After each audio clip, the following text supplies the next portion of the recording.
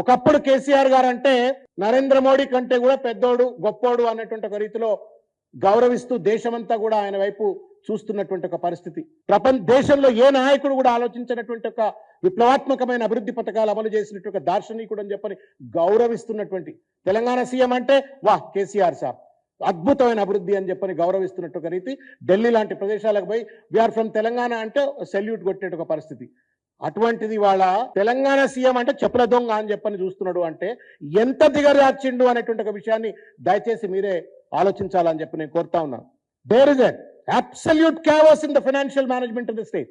ఎవడన్నా ఎంత తలకు మాసినోడైనా సరే మన ఇండ్లలోనే గుర్తుపెట్టుకున్నాం. ఇంటి ముందు నిలబడి ఎవడన్నా లబో దిబో అని మొత్తుకొని నా ఇల్లు ఆగమైపోయింది నేను దివాలు తీసిపోయినా అని ఎవడన్నా చెప్తాడండి?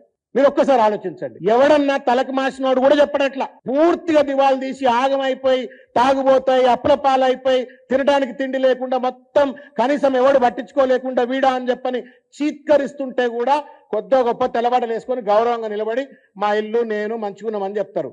కానీ దేశంలోనే కాదు ప్రపంచంలో ఇంత తలకు మాసిన ముఖ్యమంత్రి ఎవరు ఉండకపోవచ్చు. రేవంత్ రెడ్డి సీఎం అంటే చెప్పులు దొంగ అని చూస్తున్నారని, అప్పులు ఇస్తలేరని చెప్పని, ఇదెంత కాంట్రడిక్షన్ అర్థం కాదు. ఒక్కసారి మీడియా మిత్రులు అర్థం చేసుకోవాలని కోరుతున్నాం. ఒక పక్కన అప్పులు ఇస్తలేరు అంటాడు, అప్పులు ఇస్తలేరు కోసుకొని తింటారా చిల్లు కావలేదు అని చెప్పని మాట్లాడతాడు.